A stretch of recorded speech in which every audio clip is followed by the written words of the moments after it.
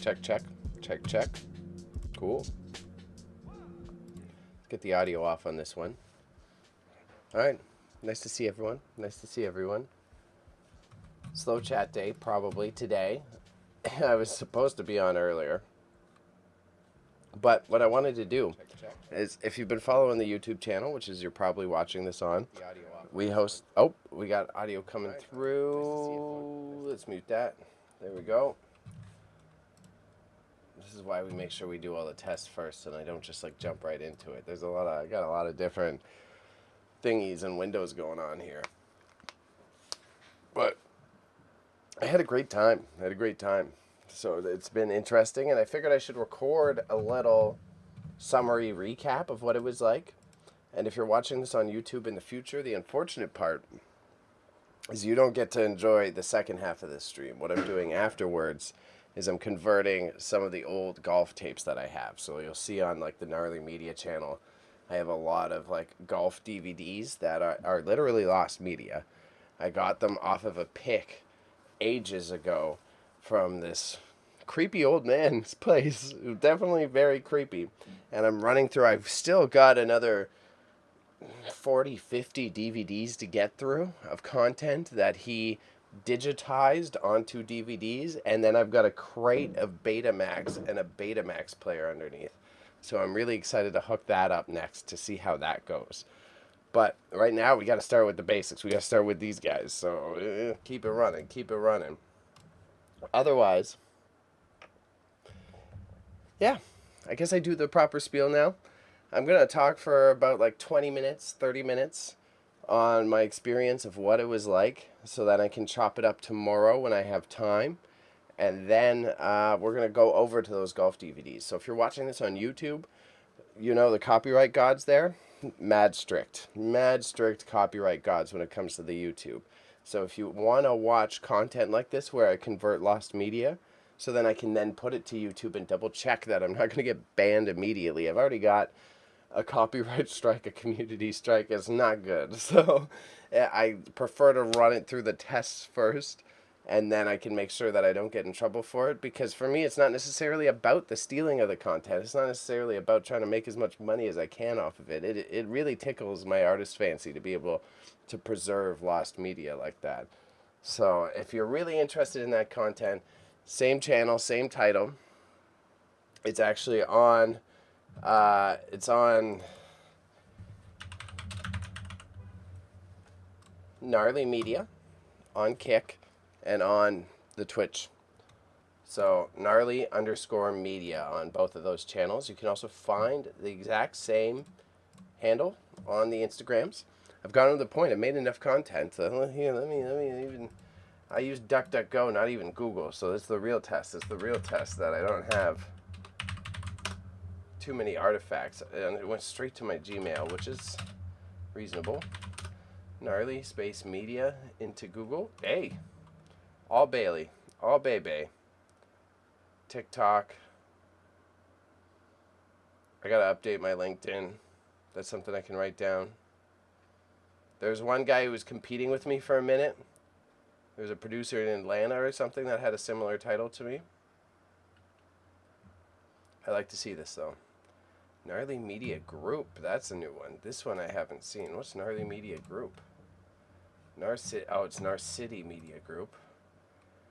Probably because I was messing with their analytics, which is fine with me. 2024, latest updates. Narcity, an MTL blog. Boards and ethics, about us. Let's see who they are. We envision a world. We are building a future of local media in Canada, and we're excited. Yeah, so I'm definitely fucking with this brand a little bit. Proud Canadian company. Our staff of partners. We've also been growing a presence in Florida, Texas, and Arizona. 1 million. That's funny. Interesting. North City, Montreal. So this is OG. These are guys who used to run the old blog era. Yeah, this is ancient blog era for sure, but I digress. This is why we do a streaming version, to show some of the fun parts of having to investigate things as they come up. But so for a while now, I said, well, I'll do the YouTube intro so I can cut it up if I need to, and then I'm just going to ramble and I'll cut it down according to that. So, my name's Bailey. I operate an eBay store called Grandma's Dead Stock, and recently I've been working with my buddy called Patty, and he's blah, blah, blah. My name's Bailey, and I operate an eBay store called Grandma's Dead Stock, and recently I've been working with my homie Patty of Patty's Pop-Ups, who's been doing a similar passion as mine, but at a much larger scale. And fortunately, when I bumped into him, I made sure that I didn't pass up the opportunity that he was presenting to be able to like upscale my passions. And what we do is we do estate sales and assist with downsizing with clients. It's important to us that not only we find value in things that people otherwise would have forgotten, but we're able to source things and do storytelling at the same time. So you'll see a lot of these streaming components happen often because it is something that we're trying to not necessarily revolutionize. I mean, there's mad people streaming out there. There's resellers making reselling videos, but it's something that we think is unique to like the antique market and something to the local community that we can share what it takes to do what we do. Because it at first, you'll follow us on Instagram or TikTok, it looks like it's something that's like easy peasy, cut and dry. You grab the stuff, you put it in an auction, and it's done. But there's a lot of logistics that go behind it, and literal manual labor. So the storytelling behind appreciating the items, showing how we price them out, showing how I take the photos, it is, I think, a unique piece that people could benefit from. Now, the more personal rambles, I did like my first passion is I was a photographer and videographer, and before that I was a writer. So like coincidentally, all of those little things that I did along the path built up to this like successful skill set needed to run an auction. It wasn't just a step by step, oh, I fell into a bunch of money, I bought an estate, here's a lot of items. It was a long journey of not only like learning to appreciate the value of unique items, but understanding how market trends work, how to price them out, how to where to fucking place these items. Damn it, I'm trying not to swear because of the YouTube 10-minute algo rule, right?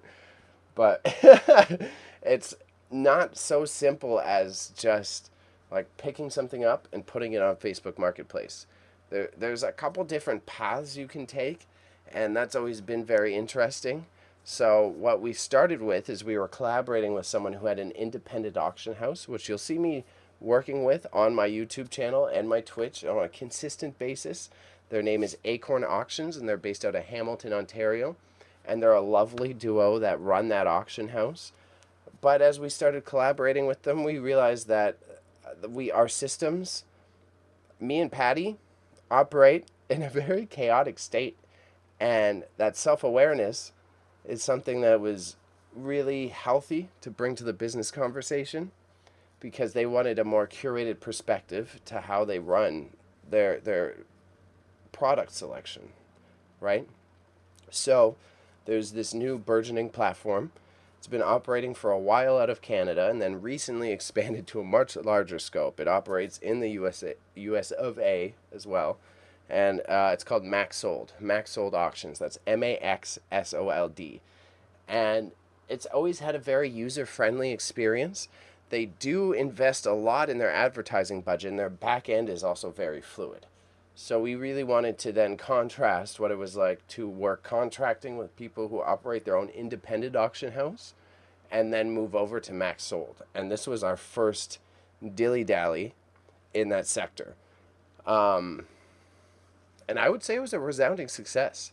It was very interesting to compare and contrast the value placed on items of different demos. So in this one, for example, what we did with Maxsold, it was much more akin to what we would be doing for our commercial clients. So it was very focused on clearing out an entire garage of stuff. You could get a chair, you could get lots of materials and wood, you could get old tools, and our keynote piece was a giant, big old chop saw, right? And that brought a lot of competition. And I think it's very important to still have keynote pieces to create a draw to your auction. But what I found to be a big benefit of Maxsold was the fact that people were coming for everything. Big pause. That people were interested in each of the items to varying capacities, right? Like at the very least, even the more junky stuff, the stuff that I thought like wasn't worth so much, that there was at least a bit of competition on everything, and that was extremely interesting to me from a evaluation perspective and an analytics perspective, but showed highly how much there's a casual bidding audience on Maxsold. And as we did the pickup session, which is why it was very beneficial to work with the platform, they help sort out and automate the pickup system where they email the clients on your behalf. They set up the invoice system. You can even set time slot ranges that everyone shows up to help like even out the process. Now in our case, we had about 150 lots. So we just said, whatever, just do one pickup time slot so they can come anytime during the day. But in the future, if it's a larger, like you got 300 items plus 500 items, it would be very assistive, because then at least the people who do listen to the scheduling system, they're going to come in these like different chunks. Jesus, man. Phrasing. They're going to arrive to pick up their pieces at like different time frames. That makes it much more accessible and easier to manage when you're working in that capacity. Oh my God, I can't. I gotta watch my leg. So, all right. Okay, 1 second. So the pickup day went great. It was interesting. I started this off by babbling about how, did you get 100% pickup, or did you have some people that did not come pick up at all? You keep the money at that point. We had a few that did not pick up, but none that were of like immediate concern. There were some people that were missing like $30 items, some of the wood lots, some tools, but nothing too overbearing. And that was interesting to observe. That is what is beneficial about Maxsold. If you're working with an independent auction house or you're running the business on your own, you have much more obligation to be sure to follow up because of the customer service aspect. But I think the lesson I learned from working with Maxsold is that I would want to apply a similar contract to my consumer base, that I would want them to, like, if you don't show up on pickup day, we'll offer some grace, but say past a week, if you can't come pick up within the week after the assigned date, then it's ours. That's where me and Patty, the guy who were running it, we were in big debate there. And thank you for the question, Dragonkin. If anyone's wondering, I do simulcast. So in this case, I'm on YouTube, I'm on Twitch, I'm on Kick. I'm doing a little summary here so I can chop it up for a formal video later. And then afterwards, I'm converting old golf DVDs that I have. Now, this is also for you specifically, my friend. Unfortunately, I have to turn off the YouTube stream as I do that, just to be sure I don't get caught in any copyright strikes. But if you want to go onto the Twitch or Kick of mine, you can watch some of the old golf videos. If not, be on a couple times this week. I'll be doing a big old stream on Thursday, popping in on Friday, etc., etc. I'm cutting up the YouTube videos from that auction that you saw yesterday, but I digress. The pickup day was very smooth. It was really cool. We met viewers, such as the one who just dropped a question here. It was awesome to experience the success of this first test of the content recipe that we're doing, where we want people to be able to hang out during the auction, see our reactions, and then hopefully feel a sense of community, because then you're not just like sitting there clicking and bidding on an auction by yourself. You can feel like there's someone else getting excited alongside you. And then if you want to like have a conversation and engage. But that's the one thing that I do value in my approach to being a streamer is like the less egotistical approach. Sometimes I'm fine with just our commentary. I don't have to be your main screen content. You could be focusing on the auction and just have us in the background. And if you don't participate in the chat, I have no ill will towards that. I think a lot of people who are like the primary figures of their videos have this ego of like, oh no, you need to donate to me. Oh, you need to give me your full attention. No, I'm fine being your second screen content.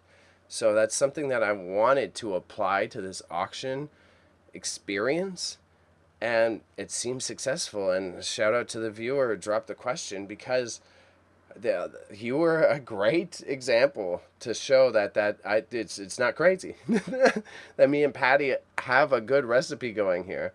And it was really awesome meeting you in person. It was cool to see, and I hope you enjoyed the items you picked up. And I hope to meet many more people like you in the future as we only grow this aspect of the hustle.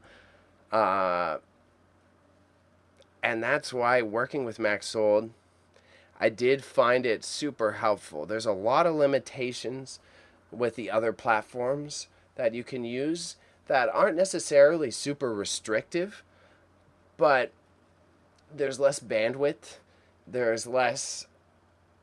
I can't place links in the descriptions of all the items. So something that I did with Maxsold while I'm talking about this concept is that I put the YouTube live stream link in the description of every single item through the auction. And I'm hoping that way people can start to get integrated with this format.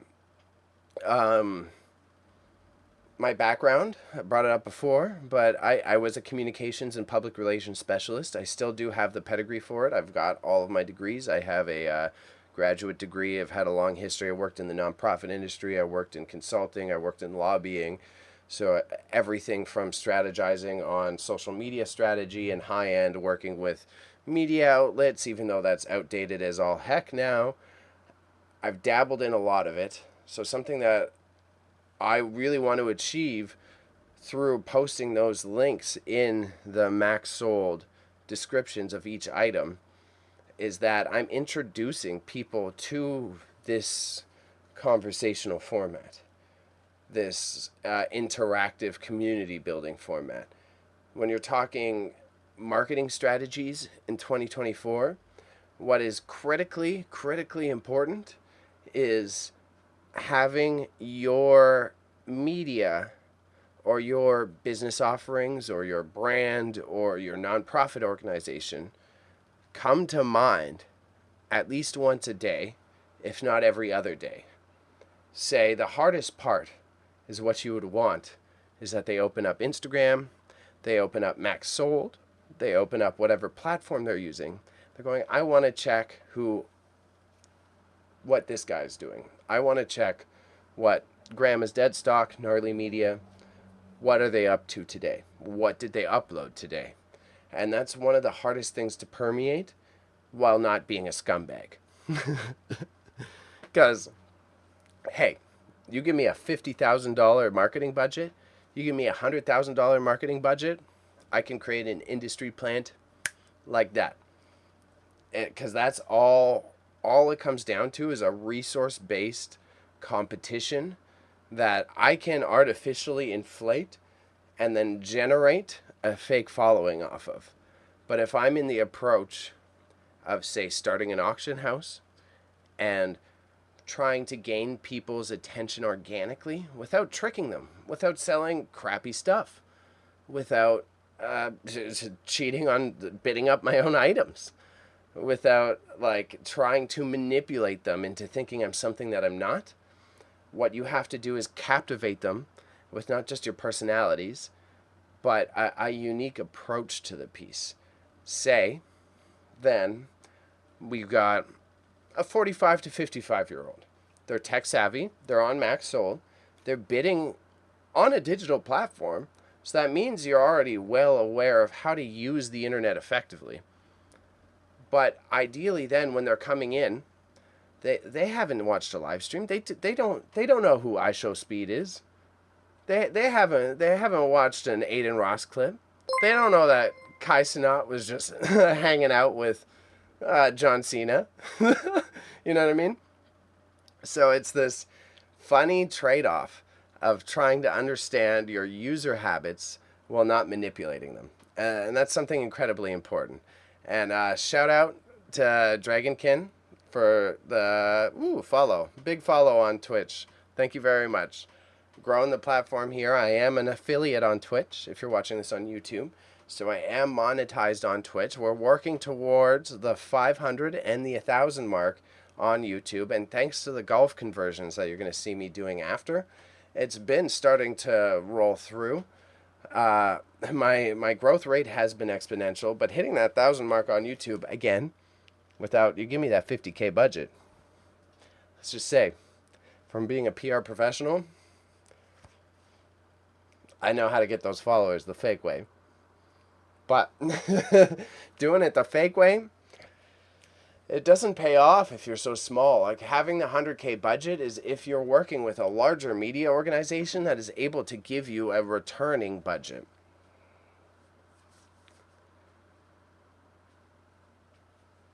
Funny enough, YouTube had your live show on top of screen, so that was good. Fantastic. Yeah, thank you very much.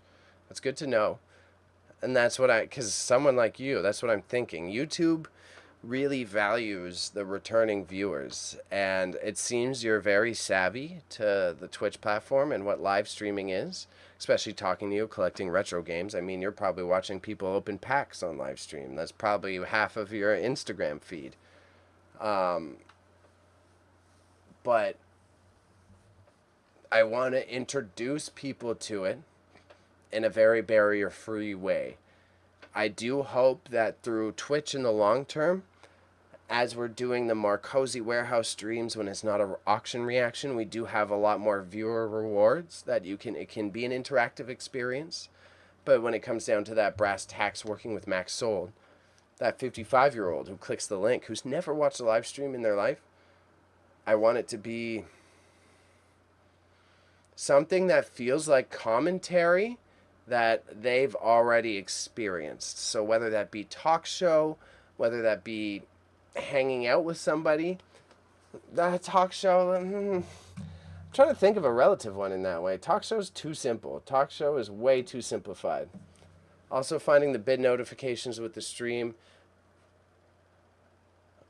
was how I found it initially, so that was unique and was impetuous to start. Finding the bid notifications with the stream is how I found it initially. That's interesting. That would be my one critique working with Maxsold. We did the high bid. We worked with another platform previously, and they had a lot of audio effects in place. So as the other auction house was closing, it would be like ding, ding, ding, and I found it to be very assistive for the viewer experience. So Dragonkin, you're here for you're a newer viewer. I do live reactions to one of our colleagues, like this auction house we used to work with previously. I do live reactions to their auction closing too, whether or not I have items in it. And it's been a very fun time to do it when it's not just ours. And that platform that they use, that simple mechanic of the ding as each item is closing is definitely way more exciting. And they're kind of doing similar. They're bringing in audiences that aren't fully savvy to the live streaming format. And that's kind of our trade-off. I'm able to build this concept and a following based on this concept while providing them a media experience. If you look it up online, you type in Acorn Auctions Hamilton, my YouTube video pops up. You mentioned that you put it in the description of each one, the live stream link. That was how I found the initial one. Yeah, exactly. So I'm hoping to slowly tap in with people like you to create a slow, gradual snowball that builds up. And I do see by December, I think by December it will work. We're definitely, again, I'm trying to do my little Maxsold review. Going to be working with Maxsold through till December for sure. If I want to create my own auction house platform, it's possible. But this media game, the cycle has to be much more efficient. So for now, that's something I would recommend to anyone who's like a reseller or interested in the hustle. Maxsold is not only great for connecting with your local community, it provided me the benefit of the marketing tools that they already had in place. I kind of lost track getting too excited about the media concepts about it, but actual pickup day was very cool to meet new viewers like you and get all the personal stories from a lot of the individuals picking up the items. Like one of the ones was some guy bought that barber chair that was covered up in duct tape that we're like, oh, we have personal attachment to it because it's really cool. We wish we could refinish it. It was something that my boy had held on to for a while. And then turns out some guy was buying it to put it in a shipping container to ship it to a barber shop in Argentina. And that was lovely. It was so goddamn cool. It was very fulfilling because we're really big into like the repurposing and the upcycling of the stuff. And to know that it's going to Argentina to be used in a barbershop, it's like, oh yeah, now I'm not so frustrated. It went for $4, but it's going to get a new life in the most appropriate way. It was very awesome to hear. We also had so many other people pop through. We had like consumers like you that popped in and they're like, oh, we love your personality. You guys are so kind. We've had terrible experiences. This one woman, she was a bit older. She walked up and we offered to put the dresser that she purchased. We offered to put the dresser that she purchased in her car. And she was like, wow, the service you guys are providing. It's like, oh my God, how terrible was your auction pickup in previous events? Because you're coming here. You can't pick up this dresser on your own. I couldn't believe that. It was like, oh, these simple gestures that I have that just feel like a natural habit of kindness for me was seen as this like over the top level of customer service. I felt so bad for them that in a previous context, they must have just been like struggling to like lift this heavy thing into their car. It's like, oh my God, man. And some people really don't have the passion behind what they do. And I'm glad that through both the concepts that I've explained here of the like caring about what we're doing for the auction, having that existing audience on Maxsold, and combining this multimedia experience, that we're able to provide a genuine approach to it that doesn't feel so detached. Like, here's your thing, get out of here, right? Ugh. So, our upcoming auctions, I'm trying to think. There's got to be something else that I can chop up. It was so cool in so many ways. It did really tickle that itch of upcycling, finding new uses for stuff. A lot of those materials, otherwise, they're just going to go to the frickin' dump, bro. Let's see, Dragonkin. Before, then maybe you'll give me some info. Haha. I had bought maybe 300 old video games at one. They were miffed that I wanted to open each one to verify I was getting the game. 45 were just cases. Wow. Wow, yeah. Yeah, Jesus. I think Maxsold is it's a big scam like that. And I always prefer to do honest business. I operate an eBay store, and that was something that's always been valuable to me. I've probably lost a few bucks off of someone scamming me here and there, but it's incredibly important to me to operate honest business. If you message me and you say the product's dysfunctional in some way, and also, sorry, Dragonkin, we got an ad starting in 1 minute. Jeff Bezos is about to make his money on the Twitch platform. I even if I take the hit, if you message me, you're like, listen, this doll I just bought off you, it's way dirtier than I expected.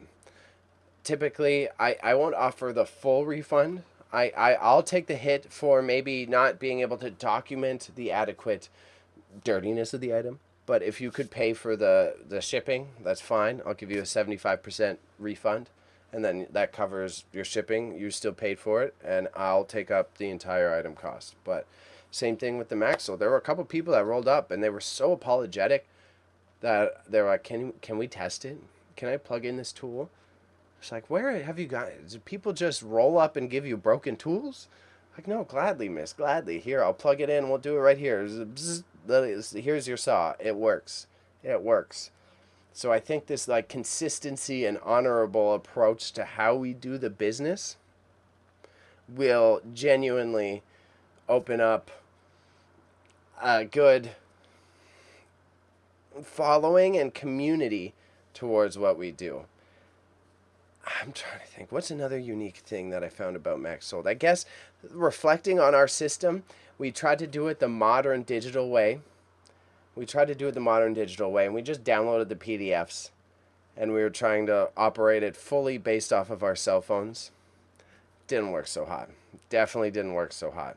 Going straight off the cell phone, it would be way easier. You do it the old school way. You do it the university way. You print them all out. You put the one staple in the top left corner, flip, flip, flip, and you can mark them up with Sharpie as you go.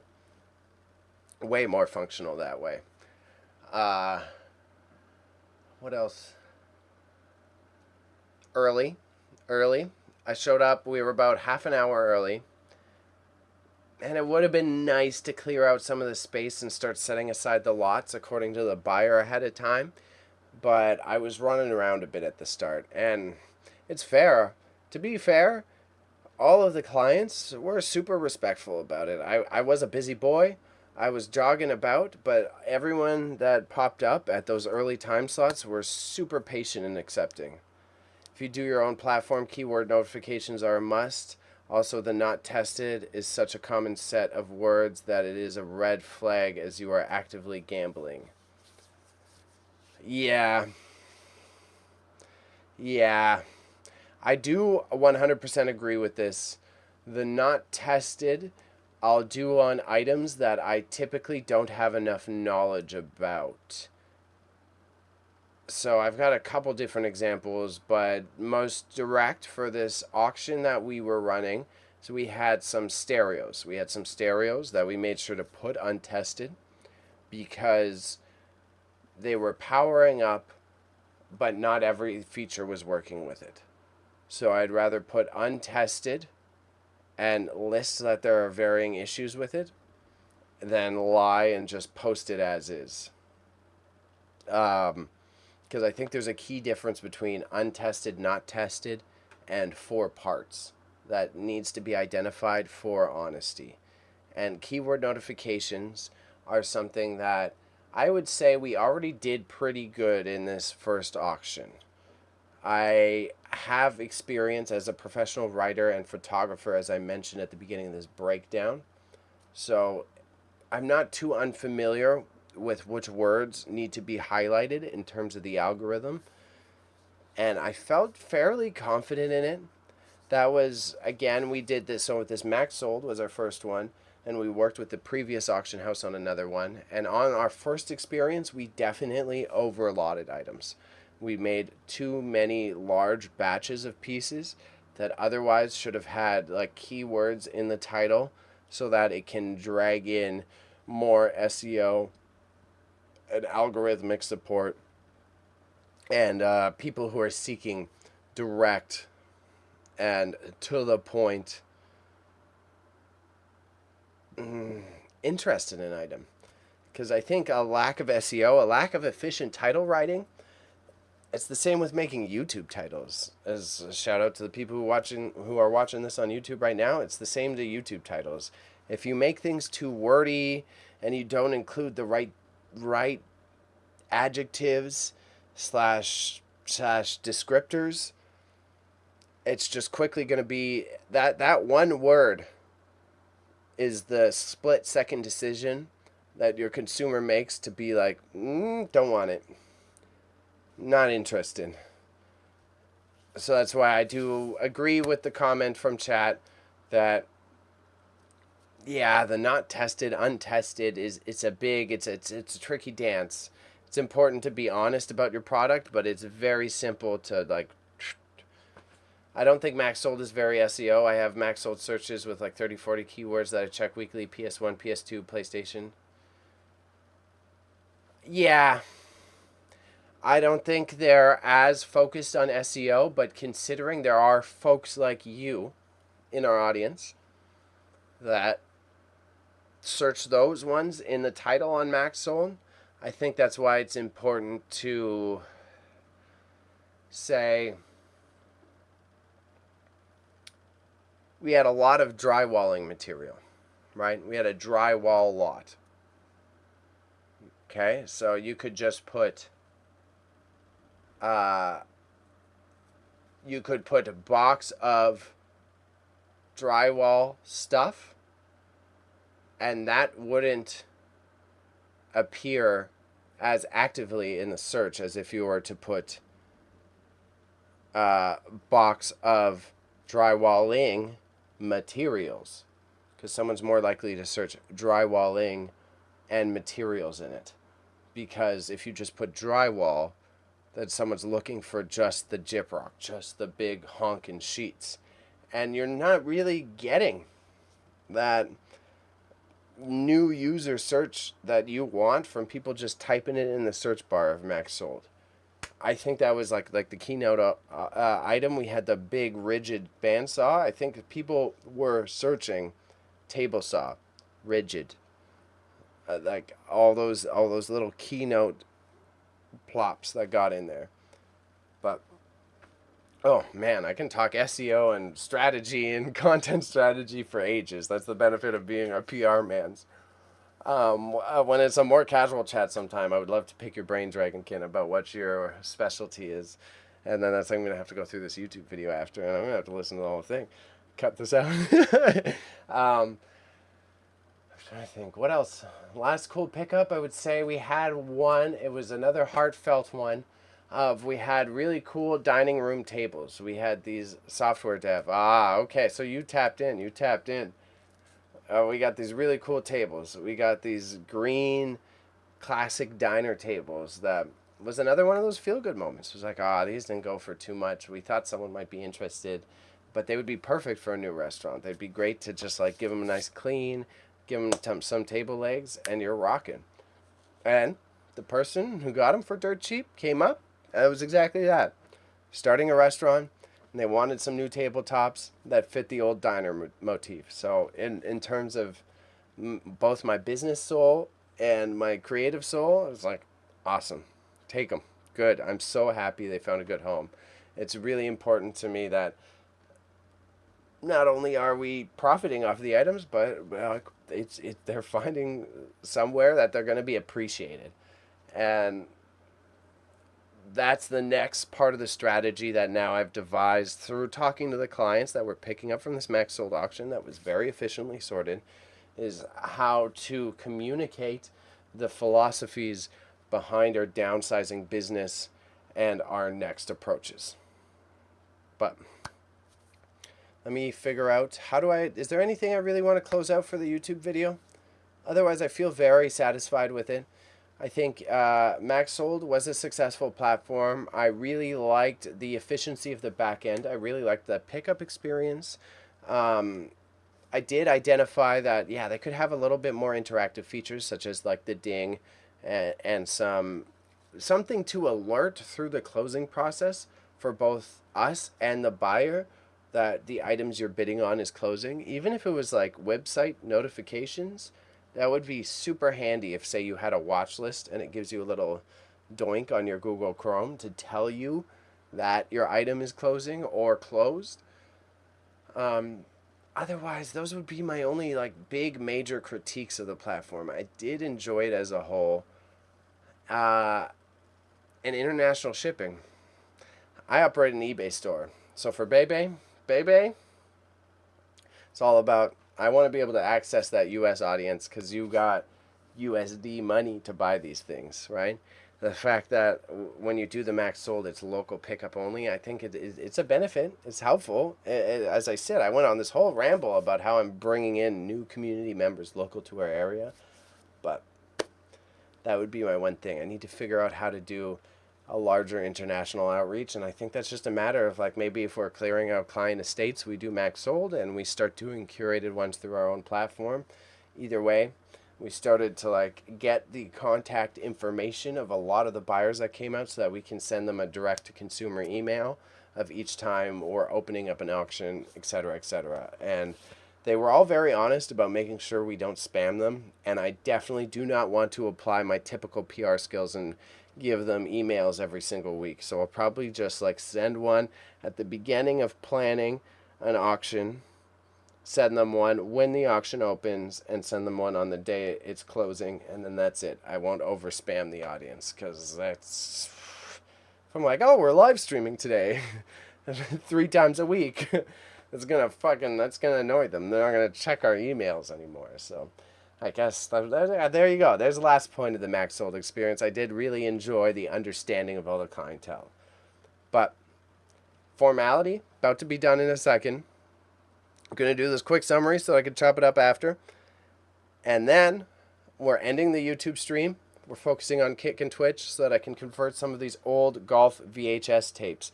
Right now, actually, sorry, they're DVDs that a client of mine had transferred to from both Betamax and VHS to DVD.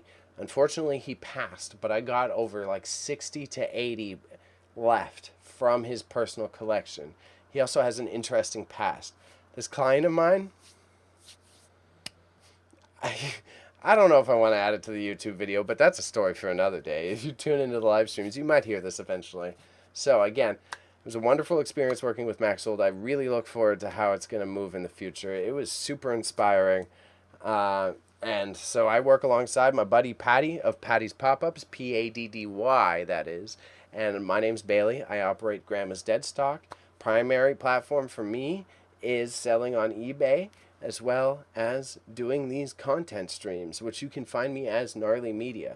So those are kind of like the only 2 branding distinctions I have. Is NarleyMedia covers all of the creative concepts. So you can catch me here converting DVDs. You can catch me here streaming the auctions. And if you want to focus on the reselling, it's Grandma's Dead Stock, Instagram, TikTok, all those generic social media platforms. I need that Facebook following, so if you're 60 plus watching this, follow me on Facebook, please. Grandma's Dead Stock. Grandma_Dead Stock. All right? Okay. YouTube folks, I'm hitting end. I'm hitting end right now, and then I'm talking informally to the Twitch savvy folks otherwise. If you ever want to see the more informal, personal chitty chats, you gotta follow me on the other streaming platforms, okay? I try to keep the YouTube more akin to the content people are used to there, all right? Blop.